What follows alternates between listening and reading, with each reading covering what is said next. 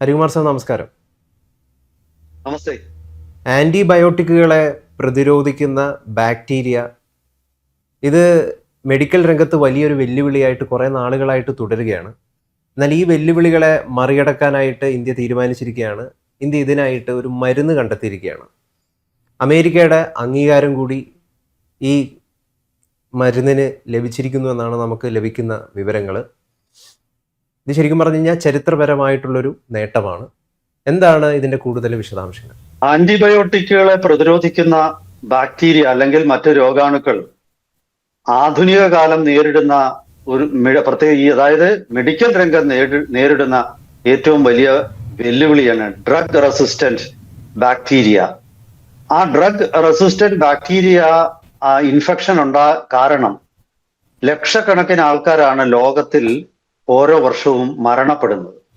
അത്തരം ബാക്ടീരിയകളെ പ്രതിരോധിക്കാനായിട്ട് ഒരു Indian company സ്വന്തമായിട്ട് പുതിയ ആ അഞ്ചാം തലമുറയെന്നോ എന്ത് വേണമെങ്കിലും നമുക്ക് പറയാം, ഒരു ന്യൂ ജനറേഷൻ ആന്റിബയോട്ടിക് വികസിപ്പിച്ചെടുത്തിരിക്കുന്നു എന്ന് മാത്രമല്ല, അതിന് അമേരിക്കയുടെ പരമോന്നത ഈ ഫാർമസ്യൂട്ടിക്കൽ രംഗത്തെ അംഗീകാരം കൊടുക്കുന്ന പരമോന്നത സമിതിയായ US ഫുഡ് ആൻഡ് ഡ്രഗ് അഡ്മിനിസ്ട്രേഷന്റെ അംഗീകാരവും കിട്ടിയിരിക്കുന്നു എന്ന ഒരു അത്ഭുതകരമായ വാർത്ത ഈ 2 ദിവസത്തിന് മുമ്പ് നമ്മുടെ മാധ്യമങ്ങളിലൊക്കെ വന്നിരുന്നു. ഇംഗ്ലീഷ് മാധ്യമങ്ങളിൽ, അതുപോലെ ഫാർമസ്യൂട്ടിക്കൽ ജേർണലുകളിൽ ഒക്കെ വന്നിരുന്നു.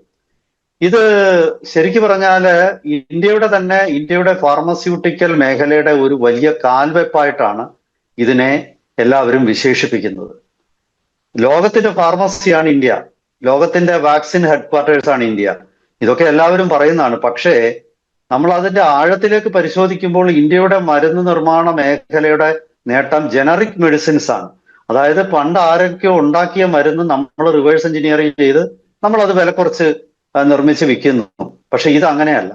ഇത് ഇന്ത്യയിലെ വോക്ഹാർട്ട് എന്ന കമ്പനി സ്വന്തമായിട്ട് വികസിപ്പിച്ചെടുത്തതാണ്. ഈ മരുന്നിന്റെ പേര് സൈനിക് എന്നാണ്. ഈ സൈനിക് എന്ന ഈ മരുന്ന്, ഈ ആന്റിബയോട്ടിക് ഇന്ത്യൻ കമ്പനിയായ വോക്ഹാർഡ് സ്വന്തമായിട്ട് വികസിപ്പിച്ചെടുത്തതാണ്. അതായത് അതിനെക്കുറിച്ച് പറയുന്നത്, ഈ ഫുള്ളി ഇന്ത്യയിൽ ഉണ്ടാക്കിയ, അതായത് കണ്ടെത്തി വികസിപ്പിച്ചെടുത്ത ഒരു മരുന്ന് US ഫുഡ് ആൻഡ് ഡ്രഗ് അഡ്മിനിസ്ട്രേഷന്റെ അംഗീകാരം കിട്ടുന്ന ഇത് ആദ്യമായിട്ടാണ്. US ഫുഡ് ആൻഡ് ഡ്രഗ് അഡ്മിനിസ്ട്രേഷന്റെ അംഗീകാരം കിട്ടിയ ഒരുപാട് മരുന്നുകൾ ഇന്ത്യയിൽ നിന്ന് ലിസ്റ്റിൽ നിന്ന് ഒരുപാടുണ്ട്. പക്ഷേ ആ ലിസ്റ്റില് ഇതൊക്കെ തന്നെ പലതും ജനറിക് കാറ്റഗറിയിലുള്ളതും അല്ലെങ്കിൽ മറ്റു പല രാജ്യങ്ങളുടെ സഹകരണത്തോടൊക്കെ നിർമ്മിച്ചതൊക്കെയാണ്. പക്ഷെ ഇതല്ല. ഈ വോക്ഹാർട്ട് സ്വന്തമായിട്ട് ഒരു ന്യൂ കെമിക്കലാണ്. ആ കെമിക്കല് ഇവിടെ തന്നെ ഫുൾ ഡിസ്കവറി ഇന്ത്യയിൽ തന്നെയാണ്, അതുപോലെ ഫുൾ ഡെവലപ്മെന്റ് ഇന്ത്യയിൽ തന്നെ. അങ്ങനെ ഒരു ആന്റിബയോട്ടിക്കിന് US ഫുഡ് ആൻഡ് ഡ്രഗ് അഡ്മിനിസ്ട്രേഷന്റെ അംഗീകാരം കിട്ടുക എന്നത് അതൊരു ചരിത്ര നേട്ടമാണ്, അതിൽ കുറഞ്ഞൊന്നുമല്ല. ഇപ്പൊ ലോകത്തില് ആന്റിബയോട്ടിക്കുകളുടെ മേഖലയിലുള്ള ഗവേഷണം ഇന്ന് വളരെ കുറവാണ്. അതിന്റെ ഒരു കാരണം, ഈ അന്താരാഷ്ട്ര തലത്തിലുള്ള മരുന്ന് കമ്പനികൾ അവർക്ക് കനത്ത ലാഭം കൊയ്യുന്ന മരുന്ന് മാത്രമേ അവർ ഉൽപ്പാദിപ്പിക്കുകയുള്ളൂ, അതിന് മാത്രമേ അവർ ഗവേഷണം നടത്തുകയുള്ളൂ. ഇത് ദീർഘനാൾ നീണ്ടു നിൽക്കുന്ന ഒരു പ്രോസസ്സാണ്, ഒരു പുതിയ ആന്റിബയോട്ടിക് വികസിപ്പിക്കുക എന്നുള്ളത്. അങ്ങനെ അത് കാരണം അവർക്ക് ഇതിൽ താല്പര്യം കുറവ് വരും. പക്ഷെ ഇവിടെ അത് മാത്രവുമല്ല, അത് അത്ര എളുപ്പമുള്ള ഈ ബയോടെക്നോളജിയിലും ഒക്കെ തന്നെ അത് അത്ര എളുപ്പമുള്ള ഒരു സംഭവമല്ല.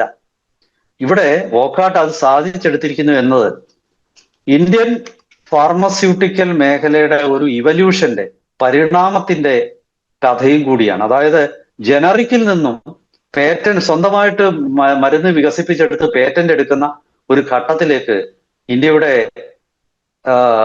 ഫാർമസ്യൂട്ടിക്കൽ മേഖല വളർന്നിരിക്കുന്നു എന്നുള്ളതിന്റെ ഒരു തെളിവാണിത്. ഈ സൈനിച്ച് എന്ന മരുന്ന്, സൈനിച്ച് ഈ 4th ജനറേഷൻ ആന്റിബയോട്ടിക് ആയിട്ടുള്ള സെഫാപാം, അതുപോലെ തന്നെ ഈ വോക്ഹാർഡ് സ്വന്തമായിട്ട് നിർമ്മിച്ചെടുത്ത ഒരു മോളിക്യൂള്, അതിന്റെ പേര് സൈഡ് ബാക്ടം എന്നാണ്, ബാക്ടം. ഇത് രണ്ടും കൂടി ചേർന്നതാണ് ഈ സൈനിച്ച് എന്ന് പറയുന്ന പുതിയ ആന്റിബയോട്ടിക്. ഇത് FDA അപ്രൂവൽ കിട്ടിയിരിക്കുന്നത് യൂറിനറി ട്രാക്ട് ഇൻഫെക്ഷൻ, അതായത് കിഡ്നി ഇൻഫെക്ഷൻ വരെ ചികിത്സിക്കാൻ പറ്റുന്ന മരുന്ന് എന്നുള്ള ഒരു അംഗീകാരം FDA കൊടുത്തിരിക്കുന്നു. അതൊക്കെ വലിയ നേട്ടമാണ്.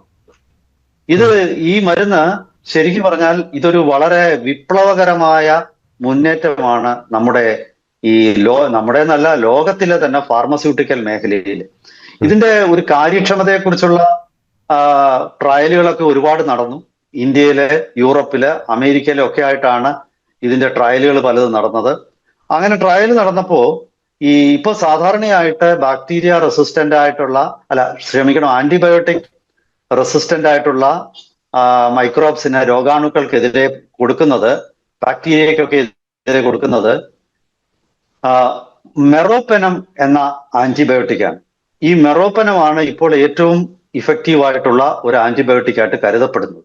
ആ മെറോപെനവും ഇപ്പൊ പുതുതായിട്ട് വോക്ഹാർട്ട് നിർമ്മിച്ച സൈനിച്ചും തമ്മിലുള്ള ഒരു താരതമ്യ പഠനം അമേരിക്കയിൽ നടന്നു.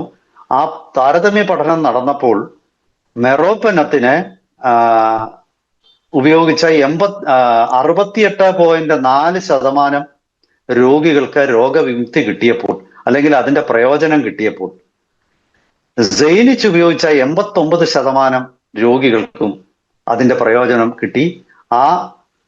മരുന്നിന്റെ കാര്യക്ഷമതയുടെ ഏറ്റവും വലിയ ഉദാഹരണമാണ്.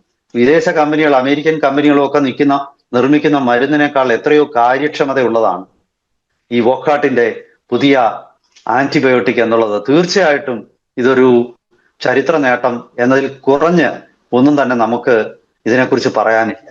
അപ്പോ ഇന്ത്യയുടെ വളർന്നു വരുന്ന ഇന്ത്യ വിശ്വഗുരു എന്നൊക്കെ പറയുമ്പോൾ നമ്മൾ വിശ്വഗുരുവാണോ എന്ന് ചോദിക്കുന്ന ആൾക്കാരുണ്ട്. ഗുരു അല്ല, കുരുവാണെന്നൊക്കെ പറയും. പക്ഷേ പലപ്പോഴും നമ്മുടെ നേട്ടങ്ങൾ നമ്മൾ തന്നെ കാണാതെ പോവുകയാണ്. മുറ്റത്തെ മുല്ലയ്ക്ക് മണമില്ല എന്നൊക്കെ പഴയ കാലത്ത് ആൾക്കാർ പറയുമ്പോൾ എത്രയോ ശരിയാണ്.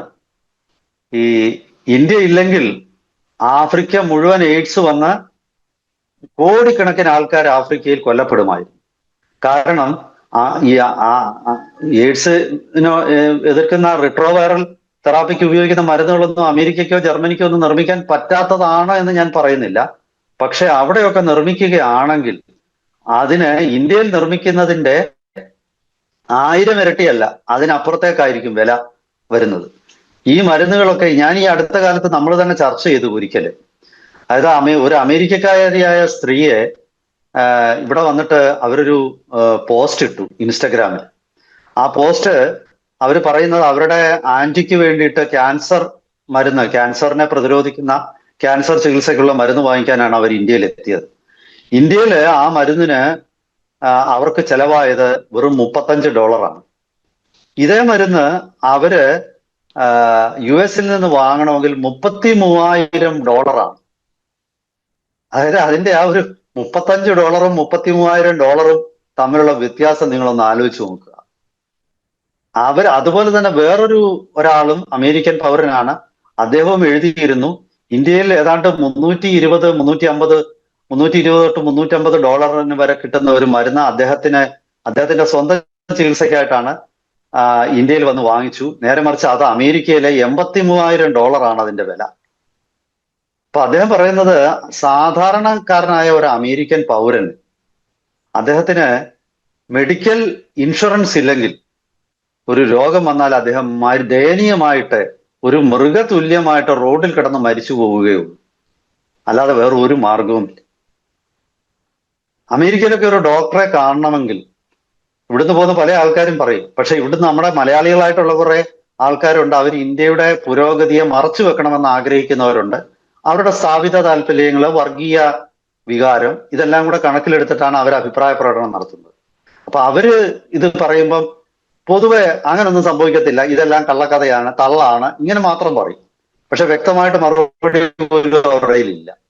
ഇത് ശരിക്കും പറഞ്ഞാൽ അമേരിക്കയിലോ ഇംഗ്ലണ്ടിലോ ഒക്കെ പോയിട്ട് നിങ്ങൾക്ക് ഏത് യൂറോപ്യൻ രാജ്യത്തിൽ പോയാലും, ഏത് വികസിത അമേരിക്കൻ രാജ്യത്തിൽ പോയാലും, ഇൻക്ലൂഡിങ് യുണൈറ്റഡ് സ്റ്റേറ്റ്സ്, അമേരിക്കൻ രാജ്യം എന്ന് പറയുമ്പോൾ കാനഡയും പിന്നെ അമേരിക്കൻ കോണ്ടിനെന്റിൽ ഉള്ളതാണ്, അതുകൊണ്ടാണ് ഞാൻ അങ്ങനെ പറഞ്ഞത്.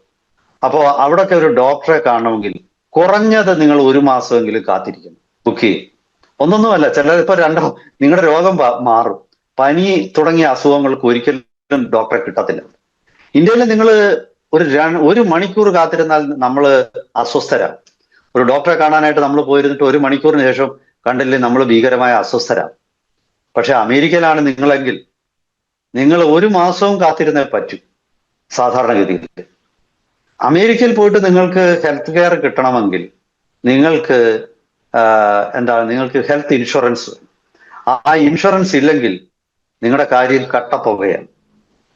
ഇന്ത്യയിലെ വരുന്ന പല അമേരിക്കക്കാരും അവരുടെ അസുഖങ്ങൾക്ക് ഇവിടുത്തെ സർക്കാർ ആശുപത്രികൾ, കേരളത്തിലെ സർക്കാർ ആശുപത്രികളിൽ ചികിത്സ കിട്ടിയ ചില ആൾക്കാർ, അമേരിക്കൻ യൂറോപ്യൻ പൗരന്മാര്, അത് വളരെ നന്ദിപൂർവ്വം ഫേസ്ബുക്കിലൊക്കെ കുറിക്കാറുണ്ട്. അവർ പറയും ഈ പിന്നെ $1 പോലും ചെലവാവാതെ അവർക്ക് ഇത്ര മഹത്തായ ട്രീറ്റ്മെന്റ് കിട്ടിയെന്ന് അവർ പറയാറുണ്ട്. നമ്മുടെ നാട്ടിലെ ആരോഗ്യ മേഖല പൂർണ്ണമാണെന്ന് പെർഫെക്ഷനിലെത്തിയെന്നും ഒന്നും നമ്മൾ ചിന്തിക്കേണ്ട. പക്ഷേ അതേസമയം നമ്മുടെ ആരോഗ്യ മേഖലയുടെ വികാസം നമ്മൾ ചിന്തിക്കുന്ന മറ്റു രാജ്യങ്ങളെ അപേക്ഷിച്ച് നോക്കുമ്പോൾ വളരെ മെച്ചപ്പെട്ടതാണ് എന്നുള്ള കാര്യത്തിൽ നമ്മൾക്ക് ഒരു സംശയവുമില്ല. നമ്മുടെ നാട്ടിലെ ചില ആൾക്കാർ മിക്കവാറും അതിന് വർഗീയ കാരണമാണ്. കാരണം ഇപ്പൊ നമ്മൾ ചെയ്യുന്ന ഈ വീഡിയോയുടെ താഴെ വന്ന് കമന്റ് ചെയ്യുന്നവരെ തന്നെ നോക്കിയാൽ, അവരുടെ അഭിപ്രായങ്ങൾ നോക്കിയാൽ നമുക്ക് മനസ്സിലാക്കാം. ചിലർക്ക് ചില സ്ഥാപിത താല്പര്യങ്ങൾ, ആ സ്ഥാപിത താല്പര്യങ്ങൾ കാരണം നേട്ടങ്ങളെ പലപ്പോഴും അവർ കുറച്ചു വെക്കും. എന്തിനാണ് ഇതൊക്കെ ചർച്ച ചെയ്യുന്നതെന്ന് ചോദിക്കും. ഇതല്ലാതെ ഒരു വിഷയം കിട്ടിയില്ലയോ എന്ന് ചോദിക്കും. ഇത്തരം ഒരു പ്രതികൂല മനോഭാവം അല്ലെങ്കിൽ പ്രതികാര മനോഭാവം, സ്വന്തം ജന്മനാടിനെ തന്നെ തള്ളിപ്പറയുന്ന ചില മാനസിക വിഭ്രാന്തികൾ, ഇതൊക്കെ ഉണ്ട്. കാരണം ഇന്ത്യയുടെ പുരോഗതിയാണ്. ഇന്ത്യ ഇനി ഒരുപാട് മുന്നോട്ട് പോകാനുണ്ട് എന്നുള്ള കാര്യത്തിൽ നമുക്ക് ആർക്കും തർക്കം വേണ്ട. ഇതുകൊണ്ട് നമ്മൾ തൃപ്തിപ്പെട്ട് അടങ്ങിയിരിക്കാനും പാടില്ല. കാരണം നമ്മുടെ അടിസ്ഥാന സൗകര്യ വികസനം വലിയ വ്യത്യാസം വരുത്തേണ്ടത്. നമ്മുടെ ട്രെയിനുകളും ഒക്കെ കുറച്ചുകൂടെ കാര്യക്ഷമമാകേണ്ടത്. നമുക്ക് നമ്മുടെ റോഡുകൾ കുറച്ചുകൂടെ വ്യത്യസ്തമാകേണ്ടത്. പക്ഷെ അതിനേക്കാൾ ഒക്കെ ഉപരി ആൾക്കാരുടെ സിവിക് സെൻസ് എന്ന് പറയുന്നത് അവിടാണ് തുടക്കം വരുന്നത്. അതായത് റോഡിൽ നമുക്ക് എന്തും കാണിക്കാം. ഇപ്പൊ റോഡിലിറങ്ങി വഴക്കിടാം, റോഡിലിറങ്ങി ചീത്ത വിളിക്കാം. ഇത് പബ്ലിക് റോഡാ, എനിക്ക് തോന്നുന്നത് ഞാൻ ചെയ്യും. നിനക്ക് തോന്നുന്നത് ചെയ്യാനുള്ള സ്ഥലമല്ല പബ്ലിക് റോഡ്. നിനക്ക് തോന്നുന്നത് ചെയ്യാനുള്ള സ്ഥലമല്ല KSRTC ബസ്. ഇതൊക്കെ തന്നെ നിന്റെ മാത്രമല്ല എന്റെയും കൂടിയാ, അല്ലെ നമ്മളുടേതാണ്. ആ ഒരു മാനസികാവസ്ഥയിലേക്ക് നമ്മുടെ സമൂഹത്തിനെ കൊണ്ട് എത്തിക്കണം. അത് നമ്മുടെ സ്ഥാപിത താല്പര്യങ്ങൾ മാറ്റിവെച്ച്, നമ്മുടെ വർഗീയ താല്പര്യങ്ങളും നമ്മുടെ ജാതീയ താല്പര്യങ്ങളും ഒക്കെ മാറ്റിവെച്ച് ദേശീയ താല്പര്യം വരുമ്പോൾ നമ്മൾ ഒറ്റക്കെട്ടാകുക. നിങ്ങൾക്ക് നിങ്ങളുടെ മതത്തിന്റെ കാര്യം നോക്കാം, അത് തെറ്റാണെന്നൊന്നും ഞാൻ പറയില്ല. അതനുബന്ധിച്ചിട്ടുള്ള അക്കാര്യങ്ങളിൽ വേറെ നിലപാട് സ്വീകരിക്കാം. പക്ഷേ ചോദിക്കും. 75 വർഷം രാജ്യം കോൺഗ്രസ് ഭരിച്ചിട്ടും പലതും മാറ്റാൻ പറ്റിയിട്ടില്ല. അങ്ങനെ ഒരു സ്ഥിതിയിൽ വെറും 2014 ശേഷം ഇപ്പോൾ 2026 ആയിട്ടുള്ളൂ. ഈ ചെറിയ കാലയളവിനുള്ളിൽ ഇന്ത്യ മൊത്തം അടിമുടി മാറ്റാൻ BJPക്കും പറ്റില്ലല്ലോ. ആർക്കും പറ്റില്ല. ഞാനിപ്പോ പറയുന്നത് ഇതിൽ BJPയോ കോൺഗ്രസോ ഒന്നുമല്ല. ശരിക്കും പറഞ്ഞാൽ ഇന്ദിരാഗാന്ധിയുടെ കാലത്ത് ഒരുപാട് മുന്നേറ്റം ഉണ്ടായിട്ടുണ്ട്. അവര് ജനാധിപത്യ സ്വഭാവത്തെ എതിർക്കുന്ന ആളായിരുന്നെങ്കിലും അവർക്ക് കുറച്ച് ഏകാധിപത്യ പ്രവണതകളൊക്കെ ഉണ്ടായിരുന്നു. സൈനിക മേഖലയിൽ വലിയ നേട്ടം ഉണ്ടാക്കി ആളാണ് ഇന്ദിരാഗാന്ധി. ഞാൻ ഇന്ദിരാഗാന്ധിയെ മറക്കുന്നില്ല. ഇന്ദിരാഗാന്ധിയുടെ ഏകാധിപത്യ പ്രവണതയെ എതിർക്കുമ്പോൾ തന്നെ അവരുടെ കാലത്തുണ്ടായ ആണവ സ്ഫോടനം, അതല്ലെങ്കിൽ നമ്മുടെ ബംഗ്ലാദേശ് യുദ്ധത്തിൽ നമ്മൾ നേടിയ വിജയം. പക്ഷെ പിന്നീട് ഈ രാഷ്ട്രീയ പ്രസ്ഥാനങ്ങളിലൊക്കെ ദേശവിരുദ്ധ ശക്തികൾ നുഴഞ്ഞു കയറുന്നതാണ്. അവിടെ പൊട്ടക്കണ്ണന്മാർക്ക് മാത്രമേ സാധാരണമാരെ നിലയ്ക്ക് നിർത്തുന്നതിൽ മോദിയും പരാജയപ്പെട്ടു എന്നുള്ളതും ഞാൻ ചൂണ്ടിക്കാണിക്കാൻ ആഗ്രഹിക്കുകയാണ്. അതുകൊണ്ടാണല്ലോ ഈ പരീക്ഷയ്ക്കൊക്കെ ഒരുപാട് പ്രശ്നം വരുന്നത്. അപ്പോ ഞാൻ പറഞ്ഞത്, നരേന്ദ്രമോദി ഇന്ദിരാഗാന്ധിയുടെ കാലത്ത് ഒരുപാട് നേട്ടങ്ങൾക്ക് തുടക്കം കുറിക്കുന്ന ഒരു കാലഘട്ടമായിരുന്നു പ്രതിരോധ മേഖലയിലൊക്കെ. പിന്നെ മിഷൻ അങ്ങനെയൊക്കെയുള്ള കാര്യങ്ങൾ കുറച്ചുകൂടി ഒരു വേഗതയിലുള്ള ഒരു കുതിച്ചുചാട്ടം നടക്കുന്നുണ്ട്. പക്ഷേ അതേസമയം തന്നെ ബ്യൂറോക്രസിയെ പൂർണ്ണമായിട്ട് നിയന്ത്രിക്കാൻ മോദിക്കും സാധിച്ചില്ല. അതുകൊണ്ടാണ് ഇവിടുത്തെ ഈ നീറ്റ് പരീക്ഷ പോലുള്ളത് അട്ടിമറിക്കപ്പെടുന്നത്. നമ്മുടെ ബ്യൂറോക്രസിയെ നിയന്ത്രിക്ക് മൂക്കുകയറിട്ടേ പറ്റൂ. നമ്മുടെ ചുവപ്പ് നാടകൾക്ക്, അഴിമതിക്ക് ഇതൊക്കെ വിരാമമിട്ട് സ്വകാര്യ മേഖലയാണ് ഈ നേട്ടമുണ്ട് ഗവേഷണ വികസന പ്രവർത്തനങ്ങൾ. നമ്മുടെ ഫാർമസ്യൂട്ടിക്കൽ മേഖലയിലെ ഈ മുന്നേറ്റം നമുക്ക് തുടർന്ന് നിലനിർത്താനും നമുക്ക് ജനറിക് മരുന്നുകളുടെ കാര്യത്തിൽ മാത്രമല്ല, പേറ്റന്റഡ് മെഡിസിന്റെ കാര്യത്തിലും സ്വന്തമായിട്ട് ആന്റിബയോട്ടിക്സും അതുപോലെ തന്നെ പ്രോട്ടോകോൾസും ഒക്കെ പുതുതായിട്ട് ഇന്ത്യ ഒരു വലിയ മുന്നേറ്റം നടത്താൻ സാധിക്കട്ടെ എന്ന് നമുക്ക് ആശംസിക്കാം. കൂടുതൽ വിശദാംശങ്ങളും കൂടുതൽ വാർത്തകളും വിശകലനങ്ങളുമായിട്ട് വീണ്ടും വരും ദിവസങ്ങളിൽ നമുക്ക് പ്രേക്ഷകരുടെ മുന്നിലെത്താം. ഒരിക്കൽ കൂടി എല്ലാവർക്കും നമസ്കാരം.